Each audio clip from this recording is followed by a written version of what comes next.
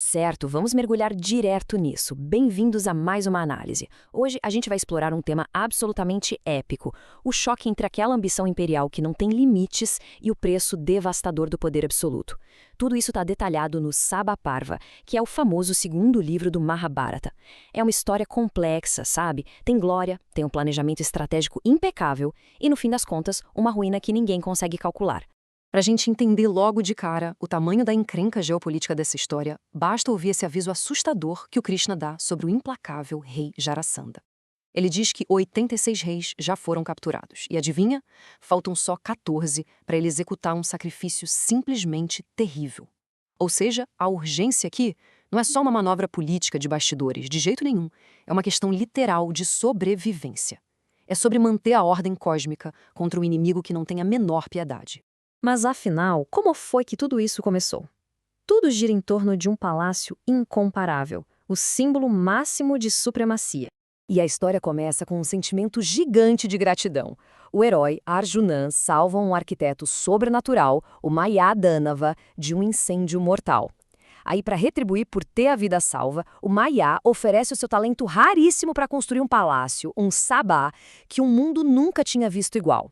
A ideia era criar um salão de assembleia sem precedentes, misturando perfeitamente o design dos deuses, as habilidades dos demônios, que a gente chama de asúricas, e a engenharia humana. Tudo junto numa estrutura só. Brilhante.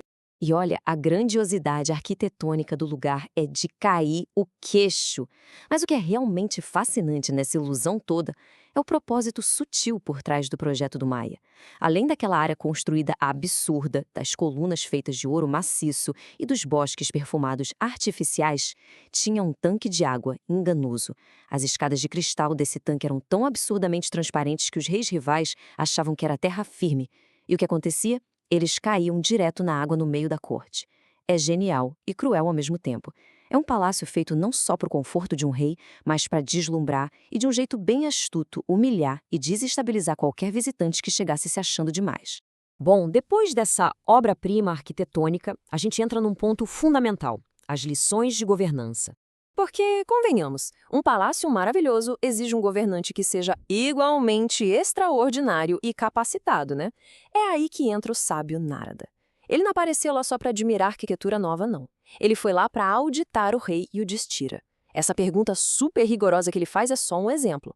O Narada aplica o que a gente pode chamar de o maior teste de competência administrativa da antiguidade. Sem moleza, ele quer saber com certeza se o reino está sendo governado com pulso firme e sabedoria, ou se todo aquele conforto e aquela riqueza excessiva acabaram amolecendo a liderança. E quando a gente destrincha a estrutura dessas exigências antigas, é impressionante ver a sofisticação de como eles administravam o Estado. Pega aí as divisões de defesa, bem-estar, justiça e economia.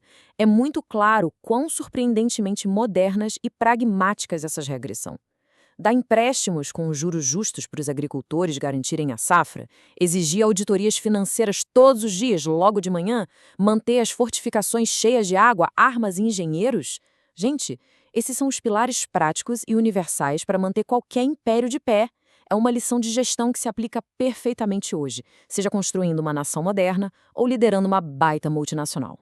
E é então que o nível sobe ainda mais, e a gente passa a olhar para os salões celestiais de assembleia. Depois de passar um pente fino no reino terreno e na administração, o Narada muda a régua do sucesso de um jeito bem sutil e introduz a ideia da glória cósmica. E isso ilustra brilhantemente a imensidão dessa mitologia. O Narada descreve salões divinos que desafiam a nossa imaginação. Tem desde a morada voadora de Kuvera, que brilha mais que a lua, até o reino de Brahma, que é indescritível e muda de forma num piscar de olhos. Mas preste atenção, o foco principal tem que ser o salão de Yama, o rei dos mortos. Diferente dos outros, o salão do Yama está lotado, absolutamente abarrotado de ex-monarcas da Terra. Sabe por quê? Porque esses caras alcançaram a grandeza eterna fazendo grandes sacrifícios em vida. A mensagem nas entrelinhas é fortíssima. O poder na Terra passa rapidinho, mas o verdadeiro império é aquele que ecoa pela eternidade. É nesse clima que a gente se depara com a ambição imperial. E essa visão celestial muda todo o jogo. A gente chega num verdadeiro ponto de virada na história. O Yudhishthira, completamente inspirado por essa glória divina, decide que precisa realizar o Rajasuya, que é um sacrifício super raro e difícil. Só que tem um enorme choque de realidade aí. Como fica bem claro na fala dele, só desejar não resolve nada. Querer o título de imperador supremo de todos os monarcas é o primeiro passo, com certeza.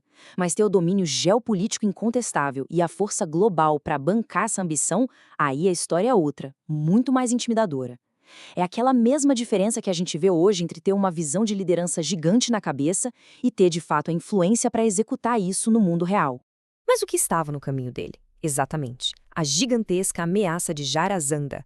O que impede na hora a criação desse império dos sonhos? A gente bate de frente com o maior obstáculo militar e político do continente. A força desse cara, o rei de Magadha, não era só teórica, não. Ela ditava os rumos dos continentes. Olhando para essa realidade geopolítica nua e crua, figuras superpoderosas como o general Sisupala lutavam sobre a bandeira dele. Tribos inteiras fugiram para o oeste de puro terror. Até os Yadavas, liderados pelo próprio Krishna, tiveram que abandonar as casas deles e se esconder nas montanhas para não serem dizimados. O avanço do império de Jarasandha arrastava multidões como uma tempestade impossível de parar. E isso traz a gente de volta àquele número aterrorizante lá do começo: 86. 86 reis coroados, totalmente legítimos, foram derrotados no campo de batalha, arrastados e trancados em masmorras por esse ditador. Eles não estão lá para negociação diplomática, não. Eles estão lá esperando a contagem chegar a 100. E quando bateu 100, eles vão ser sacrificados num ritual macabro para o deus Shiva. Pesado, né? Aí você deve estar se perguntando, como é que alguém vira um monstro quase indestrutível capaz de fazer nações inteiras recuarem? Bom, a história da origem dele é tão bizarra quanto brutal. Um rei que não conseguia ter filhos recebe de um sábio uma manga mágica. Só que o rei tem 2 esposas e elas decidem dividir a fruta no meio. Qual é o resultado sombrio disso? Nascem 2 metades de um bebê, vivas, mas grotescas. Horrorizadas, elas jogam os pedaços num cruzamento.